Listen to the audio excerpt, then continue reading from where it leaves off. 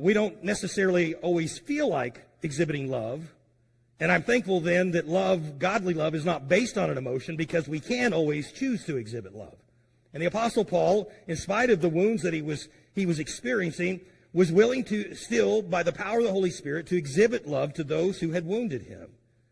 And we're also, as we talked about today, we're commanded to love even our enemies.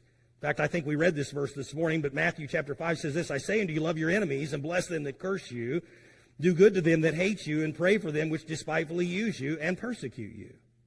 I read an interesting story this week that really is a tremendous picture of exhibiting love to even those who despise you.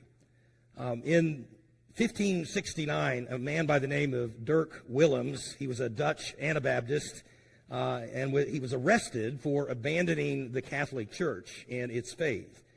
And he was able to escape and fled for his life across a frozen lake. However, his guard that was pursuing him fell through the ice and began to cry for help. Dirk actually returned to help the man. He saved his life. And nevertheless, he was still arrested and eventually burned at the stake on May 16th, 1569. And the point is, he died exhibiting love to people who hated him. That's incredible to me. I'll be honest, that's pretty hard to imagine. But it sure is a biblical picture of what Paul is trying to paint here. I would say as a side note here, this isn't really the main thrust of this text, but I would just stop here and remind us all, we need to be careful forming opinions of people before hearing all of the facts, because that's obviously what had happened here at the church at Corinth.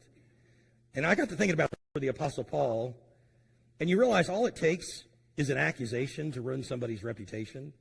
It doesn't even have to be anywhere remotely true.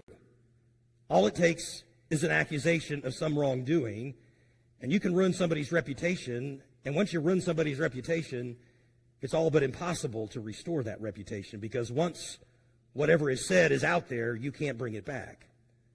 I was reminded of Proverbs 18 that says this, he that answereth a matter before he heareth it, it is folly and shame unto him. Just be careful. Be careful what you listen to. Be careful forming opinions and perceptions of people with only part of the facts.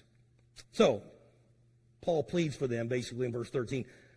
I've opened my heart to you, open your heart to me. And here's why it was so important. Whether they realized it or not, it was imperative for the church to reciprocate Paul's love for them, because as long as they were cold to him, he would never be able to effectively minister to them.